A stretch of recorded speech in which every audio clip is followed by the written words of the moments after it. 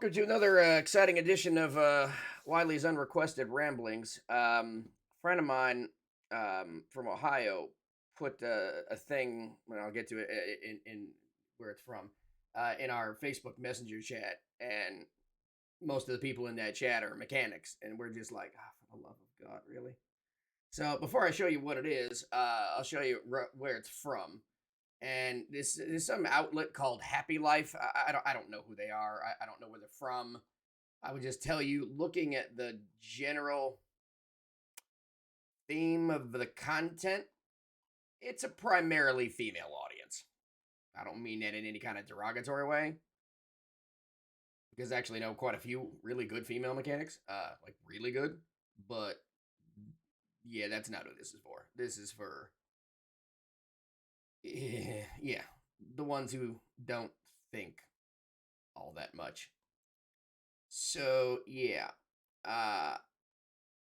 the thing that caught my attention, the thing he posted, is down here. There we go. Jesus God. All right. Anyway, I can't even look at that without laughing.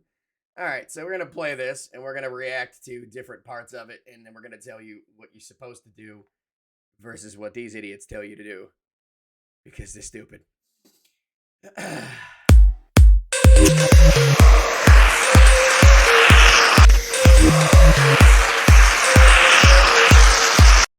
No, no, no, no!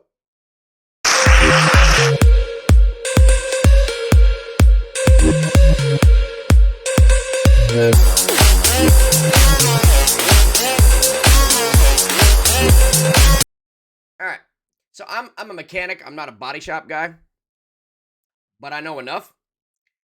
Number one, the surface is not in any way sort of prepped for paint or primer or anything else.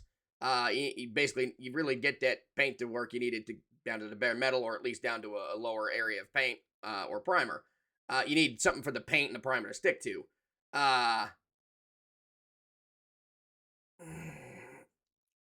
For expansion and contraction of metallurgy reasons, and for just all kinds of reasons. Don't listen to these fucking outlets. Just don't.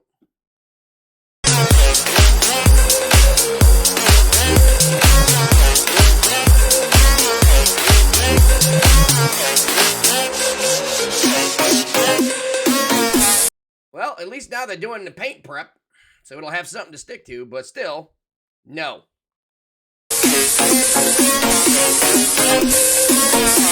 In the interest of full disclosure, I've attempted to paint a few things in my life. I am terrible at it. I happen to be impatient, and my paint generally tends to run. Now, when I do hand-applied brush paint, I'm decently good at it. I've made all these models over the years, so I can do model-making paint just fine. With a brush, very carefully applied, decals, I'm great with that. But when it comes to actually spraying, probably because I haven't really done a lot of it in my life, my stuff turns out like shit. So, I'm the last person you should be talking to about how to properly do body work, but this ain't it, bro.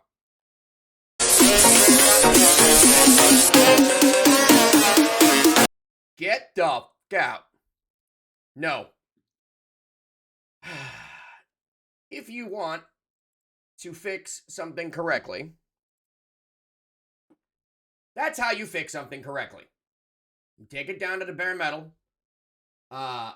You weld in new piece of metal to fix the giant fucking hole. You get an English wheel or some other stuff to sort of, to get it to the metal to bend so that it can mimic the curve and the shape of whatever it is you're trying to do. And again, this is from a guy who doesn't do body work. I'm garbage at it. I've been asked to do it a few times. It didn't turn out well. So I don't do it. I know where my limits are. But this is how you properly do something like that. Weld in new metal so that there's no rust, so that the rust cannot expand, etc., etc. For the love of God, don't do what he just did.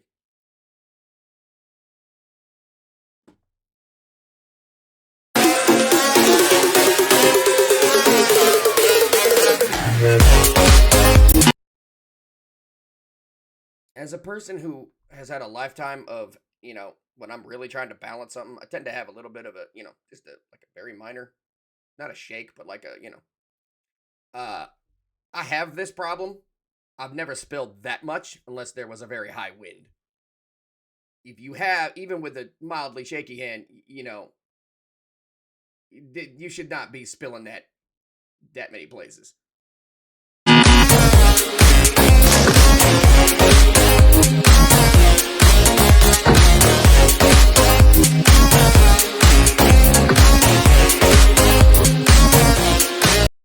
Two things. You random person driving a car, how many people carry balloons with them? And two, the only way for that concept to work is if the balloon is stronger than the liquid coming out of the balloon and the gravity acting on the liquid going downwards. Something tells me if you tried this with oil or with anything else that has a heavier viscosity or, weighs more, which is not what viscosity is, but, where the pull of gravity was more than that, the balloon would sag, the stuff would still spill everywhere. And also, nobody carries balloons with them. That is just inherently idiotic. If you spill windshield washer fluid, it's not going to hurt anything in the car. I mean, it might make the belt have a squeal for a second if you just drench the belt in it, but eventually it'll go away, or or the water part of it will evaporate because it's alcohol, water, and a few other things. It doesn't hurt anything. People spill windshield washer fluid all over the engine bay all the time. Doesn't hurt nothing. Just be careful. Try not to waste the product because you paid for it. $2, $3, $4, $5. Now it's up to like $6 in some places. You paid for it, so you don't want to waste it. But it ain't gonna hurt nothing. So this is just stupid.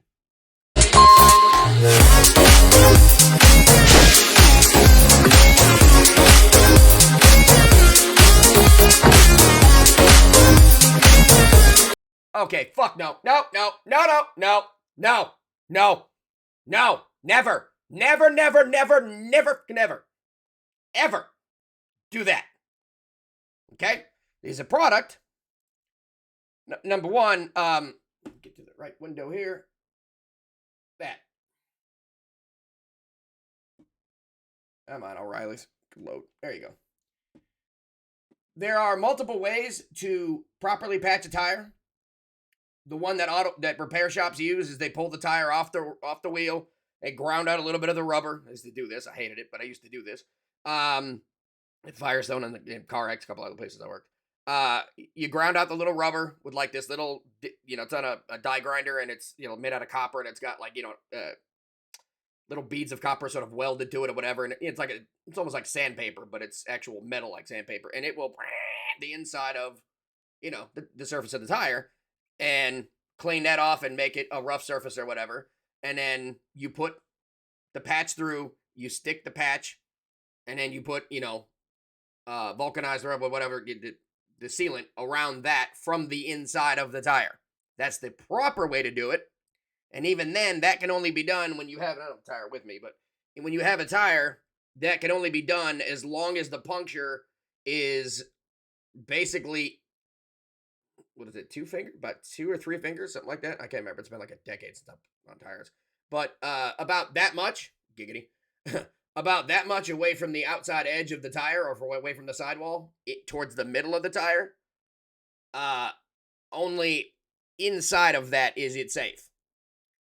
Anywhere towards the edge, never. And you should always use that type of patch. If you can't, or if you need something faster or whatever, and you need to do it yourself, you don't want to pay a shop to do that, then this is the thing that you use. It's it's $9, $10. I've used them on my car. Tubeless tire repair kit. Basically, you get a pair of pliers, you pull the thing that caused the puncture out of the tire. You can try, because usually things go in an angle and some stuff. You can try to do this, but it'll be a little bit hard to get it in or out. Giggity. So usually you take a drill that is roughly the diameter of whatever it is you pull out, and you just sort of kind of ram it home with the drill, just the kind of, uniform circular shape of the puncture hole. And then you put one of these in. and then cut off, there'll be an excess hanging out on the inside and an excess hanging out on the outside, and then you cut off the excess and fill up the tire with air and you're done. Okay. Those are the correct options. There used to be a couple other ones, I think rope plugs and some other stuff or whatever, and those are illegal in some states now. But basically, those are your two options: is to take it to a tire repair shop, have the tire removed, have them do what I suggest, what I said, grind off the inside of the surface of the tire, put in a proper patch, and then do all that mess. Or option two, safe option two, is this. Those are your only two options. This right here, oh, hell no. Never. 4,000 people have commented on this. 2.2 thousand people have shared this. My friend Ryan, who you can kind of see right there, that's who sent it to me. Ohio. Yeah. Jesus God. Yeah, these are all guys, and they're just laughing at it because this is so stupid.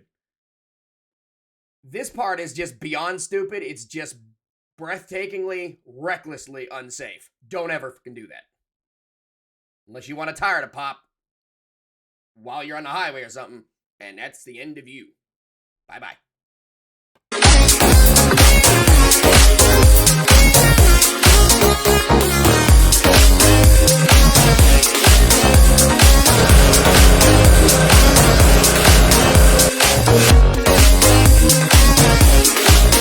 The catchy music with it pisses me off even more, but whatever.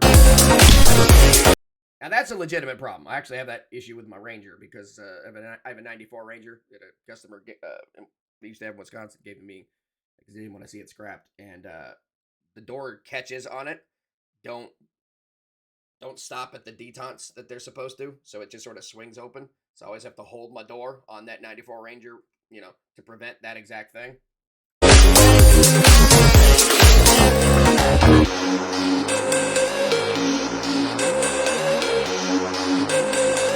That's actually not a bad idea. I mean, it looks retarded, but not a bad idea.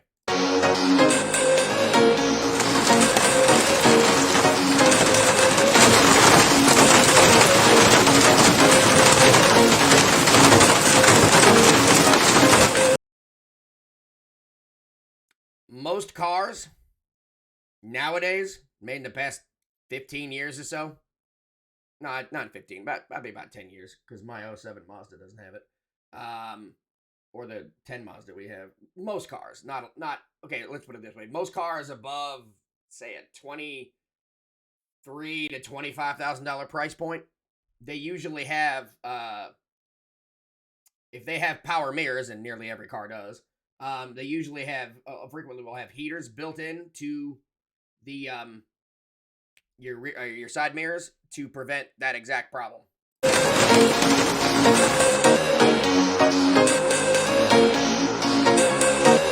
I have no idea if that works. I've never tried it. It might work, it might not. I have no idea. But that's not why I made this video. Interesting, though. I feel like it's kind of... You have these little things in toothpaste, and I feel like it's probably doing micro scratches to the glass, which is not good. But I don't know. You could probably also just put Rain-X on it, too, to accomplish the same effect if you don't have window heaters. Because Rain-X has like alcohol and a couple other chemicals in it, and basically it prevents water from bonding to water, so it, which basically causes the water to bead up into little tiny beads, which would also prevent that problem.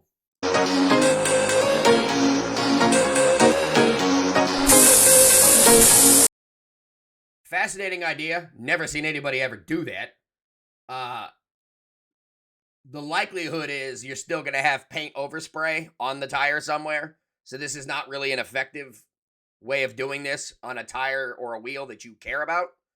Also, there's absolutely zero paint prep on that rusty surface. If you want this shit to stick and stay there and still look good, which, this is steel wheel, so I mean, good luck with that.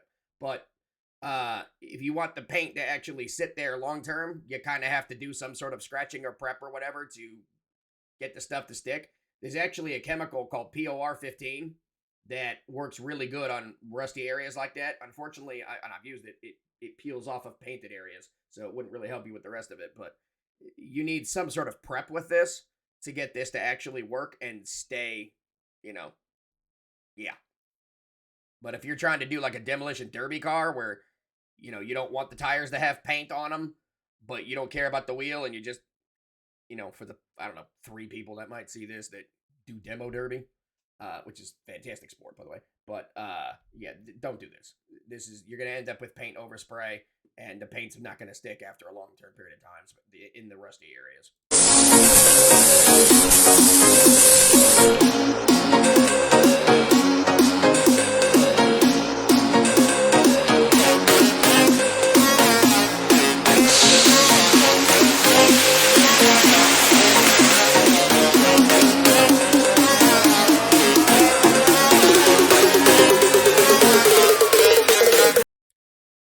Again, I'm not a body shop guy.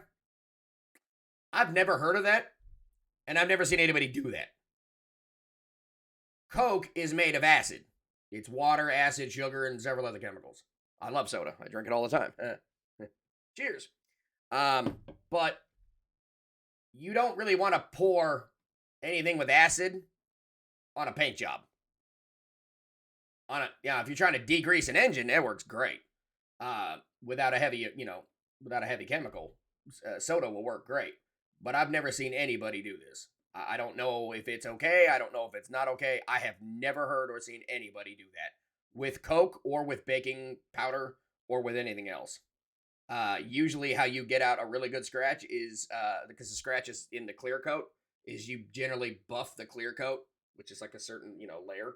You buff the clear coat down until you get below the scratch, hopefully without burning the paint. But again, not a body guy.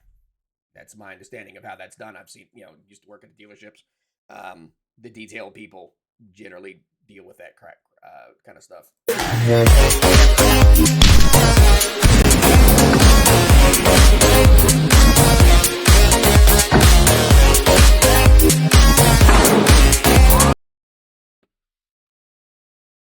Why the f would you do that? There's like a billion ways to solve that particular problem, and none of them involve getting shit hot and having it touch metal so it will bond to metal.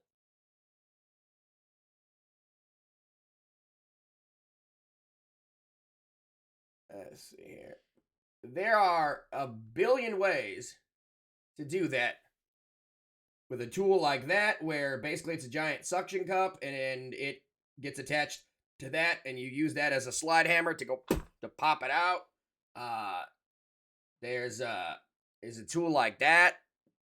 Basically, just put it on there, twist it, it applies suction. You then yank with whatever power you have.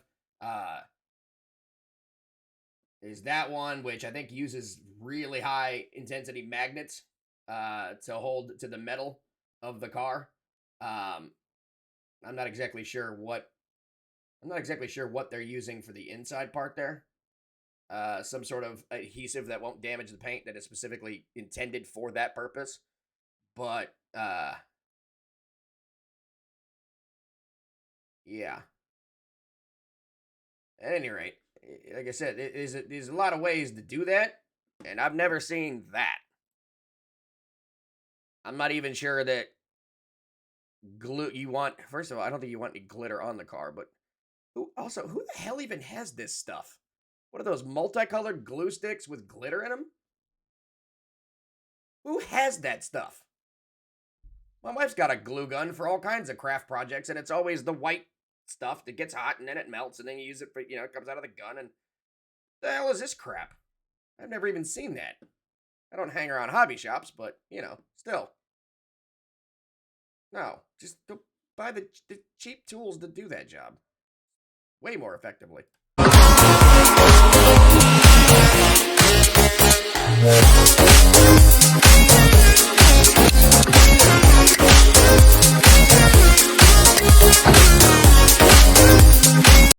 Let me get this straight.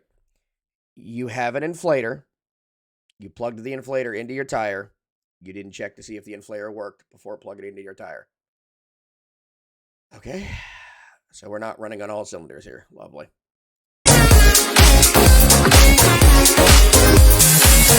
What the fuck is that shit? Jesus, tap dancing Christ, these people. Okay, explain something about basic physics. If you have 35 pounds per square inch of air in one tire, and you have a flat tire with would likely be 0 to 5 maybe or less pounds per square inch. Not only would doing that not do what he's the cringe is hurting my fucking brain. So let's just say, for example, you were stuck on the side of a road with a flat tire. The flat tire is likely flat because it has a puncture. Doing this would not fix the puncture. Therefore, the tire still wouldn't hold air. Therefore, you're taking air out of the other tire to put it into that tire. So now you have two tires with no air because you're stupid. If in the case that your tire was flat because up in Wisconsin, you'd end up with the wintertime as the air temperature gets colder out, the ambient air temperature gets colder outside. The molecules of air inside your tire, they get colder. They don't bounce around as much. They take up less space and they create less pressure, which reduces the PSI in your tire. Okay, this is normal. This is actually why cars have, since 2008, mandated by federal law, TPMS systems. Tire pressure monitoring. It's actually redundant, TPMS systems, but yeah. Tire pressure monitoring systems. Anyway, we all just call it that. So if you have a TPMS system in your car, it's going to detect whatever. It's going to tell you on your dashboard your tire's low. Usually they tend to get set off somewhere between 22 PSI and 25 PSI. I think Mazda's is around 23, something like that. It's been a while. So, okay, so you have a tire that your TPMS light has gone on, which means your tire is about a third off of where it should be. So you're going to take air from the other tire to put it into that. Now you're going to have two tires that are going to set a TPMS light because they're both going to be below that threshold of roughly about a third of what the intended air pressure is going to be. Like, there's no part of this that is intelligent. Now you're going to have two tires setting off lights. Like, I have never seen in my life anyone do this. And the kind of situation that would happen, whereupon you would have a flat tire that would actually hold air, because it doesn't have a puncture, but merely because it's cold outside or because the air has leaked out over a long period of time. This doesn't happen. Nobody does this. I think these people have to be from Europe because I've seen some of these other videos and it's God. Don't do that. You're just going to end up with either two flat tires or two tires that have less than what the manufacturer intended door pressures are supposed to be. You end up with two tires that are running lower than they should and therefore eating up tread faster than they should because they're not inflated to the correct pressure. Don't fucking do this. Yeah, I call bullshit on that. There is not, at 35 PSI in one tire, there is not enough pressure to fill a tire up that fast. So either that has to be sped up, or you will notice coincidentally that the shot changed from having the hose on the two tires to then having a close-up of the one being inflated rapidly. Yeah, it's because that doesn't work that way. Your average air compressor system is about 150-ish PSI. So that's about how long it would, at 150 PSI, and I've got a compressor in the garage, 20-gallon tank, 150 PSI would fill up your tire about that fast. But that other tire wouldn't be it. The other tire you're getting the air from wouldn't be at 150 PSI. It'd be at about 30 to 35. Maybe 40 if you have a European car, because they like to set them higher. It doesn't work that way. None of that works that way. These people are stupid. Okay, first of all, In a high-end car like that, since the mid 2000s, most vehicles have had rear camera systems, which usually either have radar or where you hear it, or it'll have an actual camera, where you can see the image, on the middle of the dashboard, or in Ford's case, usually upside down and grainy as hell because their rear camera systems are crap. They break all the time. But yeah, that vehicle would likely not have that problem that is being displayed here. But whatever. Moving on.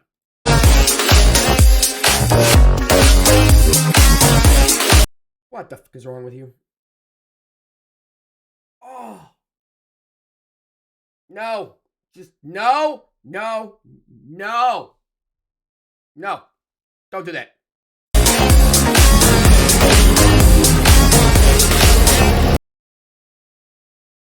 Okay.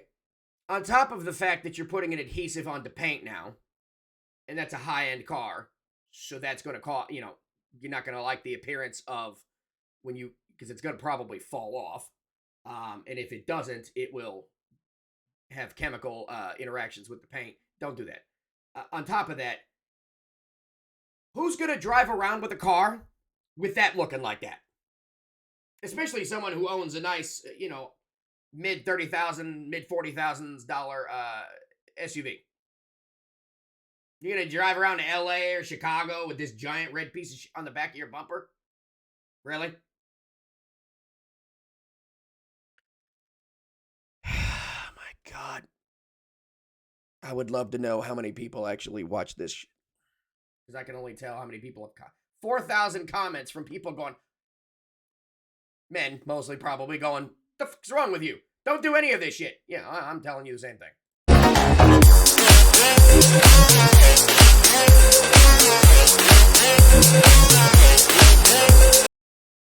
I can't be sure. Oh no, I was going to say that looks like a early 70s Datsun.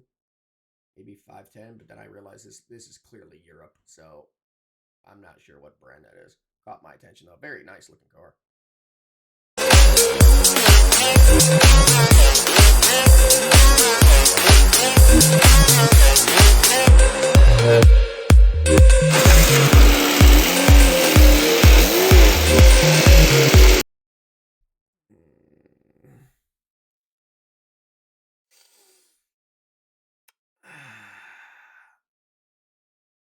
The things that can go wrong with that, the wood breaks, usually the wood moves because the rotational force of your tire would then try to spit that wood out and backwards. So the chances of that wood actually staying in place long enough for anyone to do that, slim to none. I've had ramps, and I'll get to that in a second. I've had ramps literally try to kick out from under with the rotational force of a wheel. No. 2, that car is so small and so light is the only way that even remotely possibly works. I have seen numerous people put jack cars up on top of using wheels to hold up. If you have a car that you're working on and you don't really have jack stands or something. I have seen people jack a car up and then put each wheel on top of a sideways flat wheel. That's fine.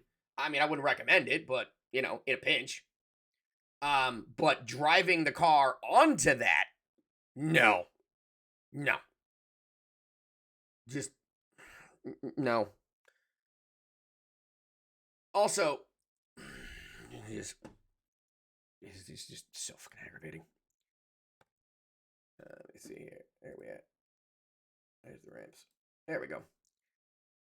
And it's doing stupid stuff again. Hold on.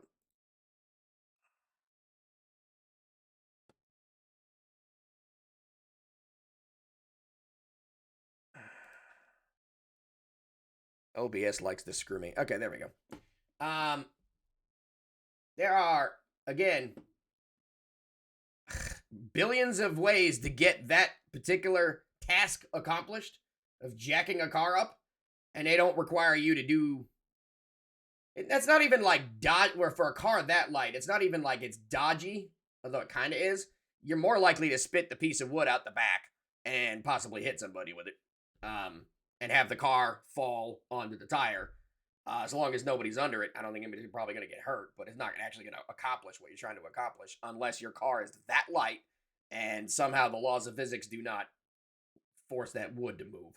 But there's infinite ways to get this done. There's $50 for ramps at Walmart.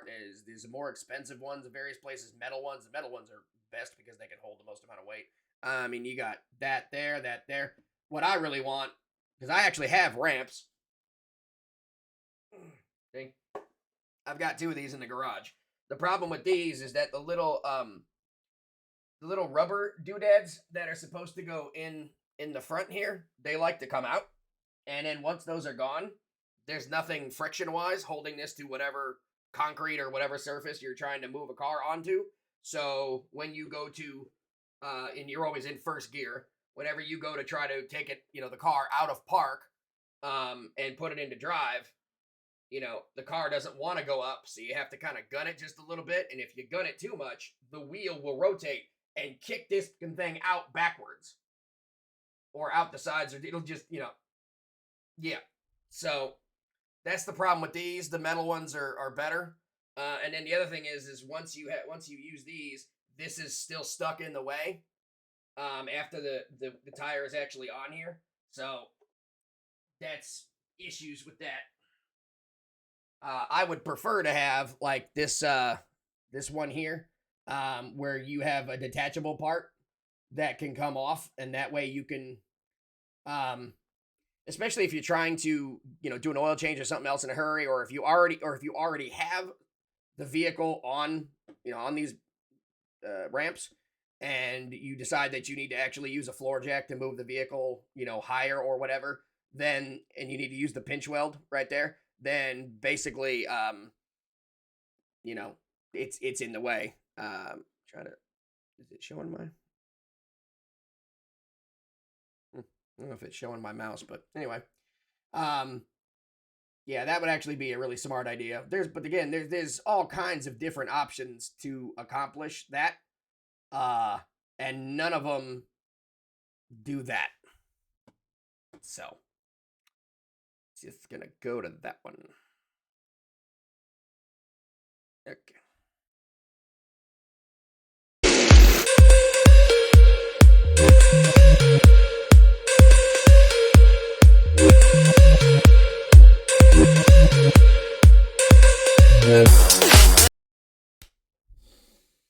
You ever see those commercials where they're trying to sell something on like not telemarketing, it's infomercials. That's the word I was looking for. On these infomercials where they're trying to tell you why you need a product. And so to try to tell you why you need it, they take a situation that you might do and then they just over exaggerate the hell out of it, making the adult person in that infomercial look like a complete moron. Where they're like, you spent all like you see some of these infomercials where, you can't hold these books. So, and people are just like, like basic stupid tasks that any person can do, but they're trying to tell you why you need the product, even though you really don't need the product.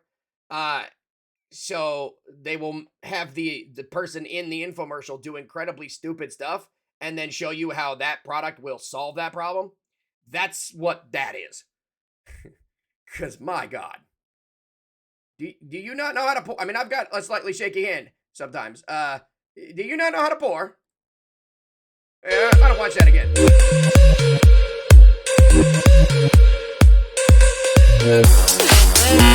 You literally aimed it right in front of the... Good God. Come on. There's billions of really stupid people in this world. But nobody is so stupid as to intentionally miss the fucking hole. Giggity. Okay. Just... Oh, yeah.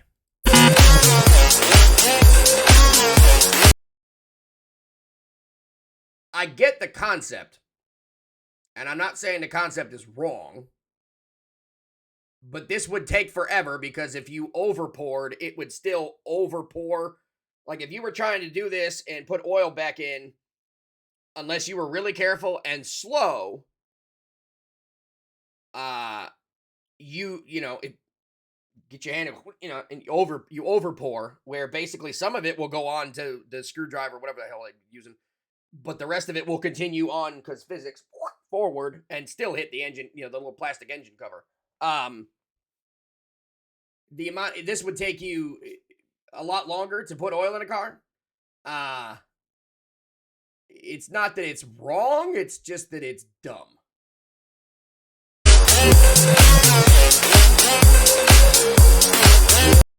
Yeah. So the correct way to do that job, and it's doing its thing again. Good Lord. Come on. OBS is screwing with me today. Thank you. The correct way to do that job is literally any number of funnels. They're like $2, $3. They're dirt cheap.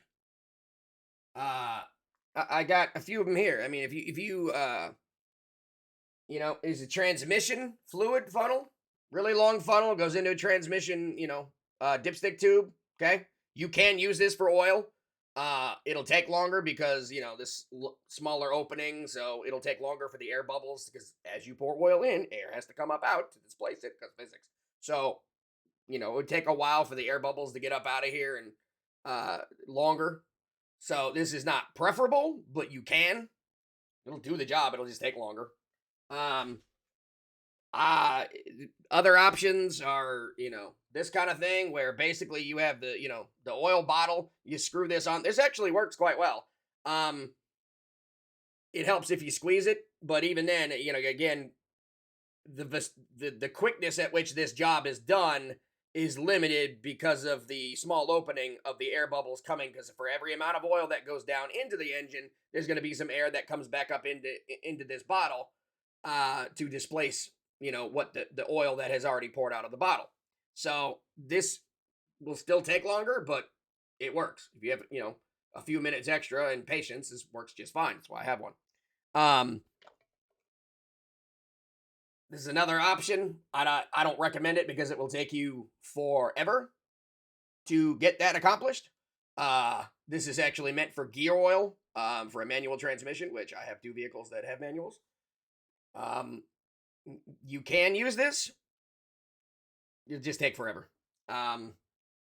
The correct item, other than just a regular funnel, the correct item for doing that job is one of these. Snap-on sells these. I'm sure I paid way too much for them because they're a hell of a lot cheaper now, and they have a whole kit for them. But I've got one for Honda, one for Toyota, one for I don't have a Subaru one. I haven't done that many oil changes on Subarus, but Ford, GM. This actually fits several Fords. The Fords fits Fords of Europe, and prior to like 08, and fits Ford of America after 08. When they started using the universal little turn and click. But yeah, this is for Ford, Mazda. You probably can't see that, but like I said, there's one for various manufacturers because the part right there where it actually screws into the valve cover is different on most manufacturers. This one is the preferred way because you see the size of that opening? The size of that opening means that as you pour oil in here, there's going to be a giant column of air coming out to displace the oil. So, I mean, obviously you're not going to see it, but it allows you to pour very, very quickly. Like, the only way you could really get faster than one of these is if you have one, like on an oil change place where they have the guns from the ceiling, where they pull the gun down, they, make sure they have whichever gun has the right viscosity oil. They pull the gun down, click the button to how many quarts, and then the little automated thing goes like like it's putting gas in the car. Yeah, those are thousands of dollar systems. God, I would love one. But no, mostly it's dealerships and some chain oil places that have that. That's like the fastest way you could put oil in a car. The second fastest way is one of these. These are just great. I have one for every manufacturer, and if you don't want to buy one from Snap-on, lovely. Don't care. They have different versions of this, like right there.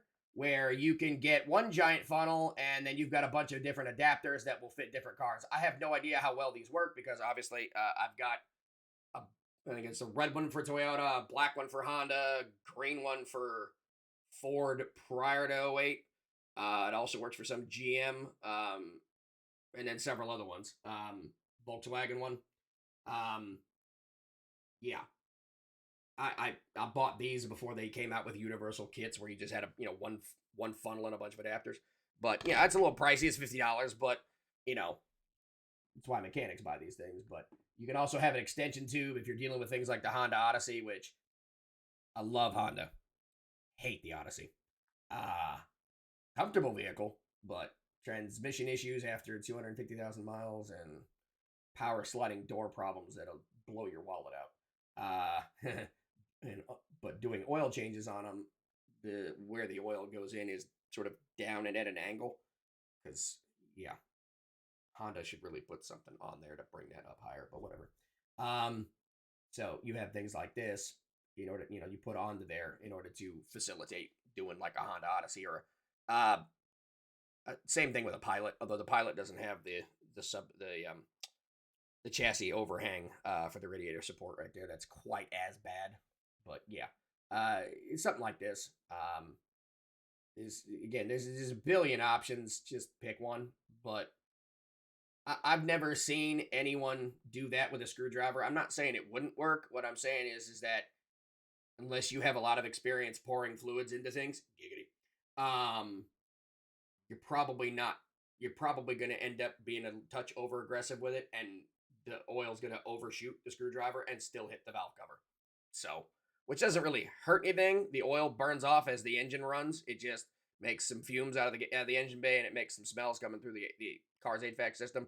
And of course, you have to buy more oil to replace the oil you spilled. But beyond that, it doesn't really hurt anything. But yeah, this is kind of stupid. Let's see here. Let me back to that. There we go. I was saying, yeah, this is kind of stupid. You have to bear with me. My brain is operating faster than my hands can click to change different windows to get to what I'm talking about. So, like I said, I'm a mechanic. I'm not an entertainer. I just make stuff because it's interesting.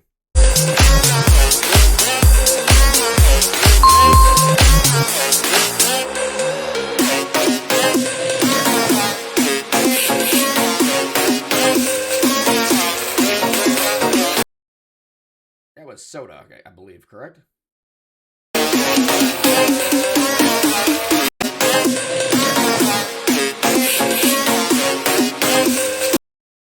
So basically what's happening there is you're using the soda, because it has acid in it, as a degreaser, which works actually quite well for mild degreasing. I don't know what is, I think that's just dirt, but that's not really like, oil or anything else on the side of a tire. That's just basic dirt. So really, you don't really need this, but they're trying to show you what you can do. But really, if you wanted to do this, you should have put like some oil or something on there to show, because, the cola is a degreaser, what it is, or it functions as one.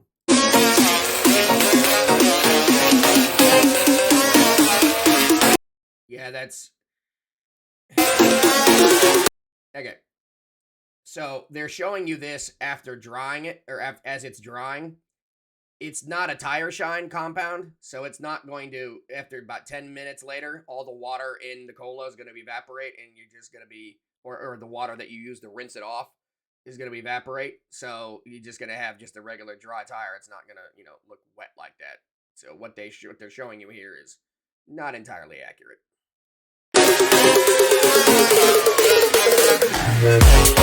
And you can kind of tell, you see how, this over here, yeah.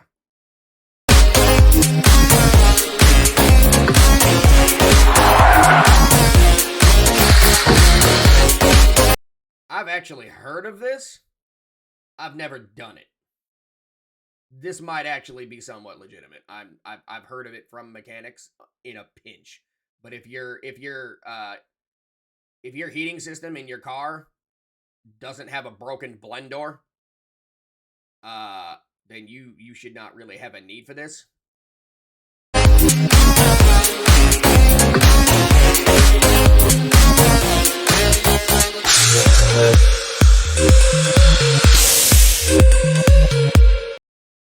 Yeah, in every car for at least 50 some odd years now, you have coolant that runs through from the engine bay through the firewall into the dashboard, into the heater core, which is inside of usually about the middle of the dashboard, and that heat then radiates out of the the heat of the coolant then transfers from the coolant through the metal of the heater core into the air being pushed through the fins of the heater core, which is like a radiator.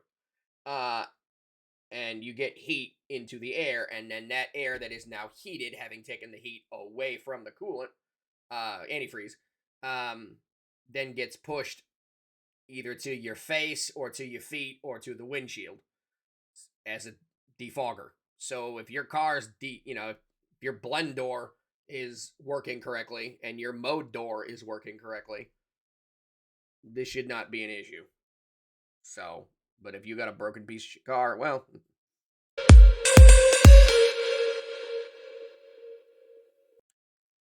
yeah. So like I said, they have a lot of these, by the way. It's just, God, people without any real problems. I swear to Christ. Just, good Lord. Yeah. So this is, there's a lot of these all over the internet. They're very popular among women, which is lovely. Don't care. If you enjoy them, that's great. For the love of God, do not take car advice from them. Ever. Ever.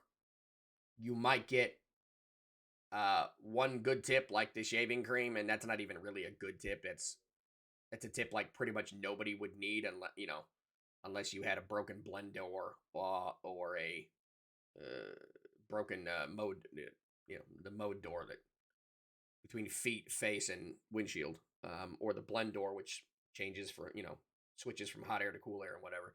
Unless one of those two things is broken in your car, you shouldn't have a need for that because the car already has a defog function, so that shouldn't be necessary.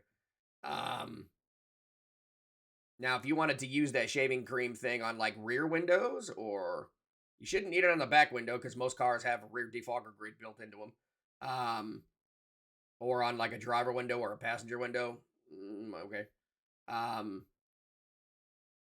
It's interesting that they didn't try to use the shaving cream thing on the rear view mirror, because I have heard of people doing that too, which basically has the same effect as the toothpaste and would not be an abrasive like the toothpaste is actually an abrasive. It's got little tiny things in there in your teeth, and yeah. But yeah, get your entertainment, I guess, from people like this. Don't get your car advice. And by the way, they didn't just post that one once. I gotta go all the way up here. See if I can find it again. They posted it a second time, and I was like, they basically took that video, chopped it up into pieces, rearranged the pieces, and then made an identical video of the exact same length, and then reposted it like a week later. I was like, you guys are lazy. Reshuffling content twice. I'm gonna see if I can find it here because it's funny.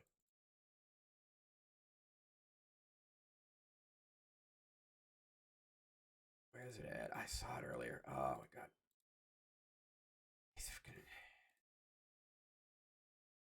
Nope. I swear it was there 2 days ago. I can't find it now. Oh, wait. That was 3 days ago. Yeah. Yeah, that was the one I watched earlier. So that's actually a different one, where they put the stuff in a different order. They start out with the tire. Okay. Christ. Then they go to that. So it's all in a different order. It's the exact same video. It's what is it? 4 minutes and 45 seconds. The other one was 4 minutes and 46 seconds. So it's basically just rehashing of the same video. You have clearly this one didn't get as much attention because look, there are only 6 shares and 2 comments. Yeah, thank God somebody had the wisdom to Good on you, Stephen Clark, or whoever you are. Right there. Let me put that. Yeah, for laughing at these people. Good. Because they're stupid. So, yeah, don't take your car advice from these people. They're not. They don't know jack about anything. At any rate, that's all I have for today. In the words of the critical drinker, I guess, go away now.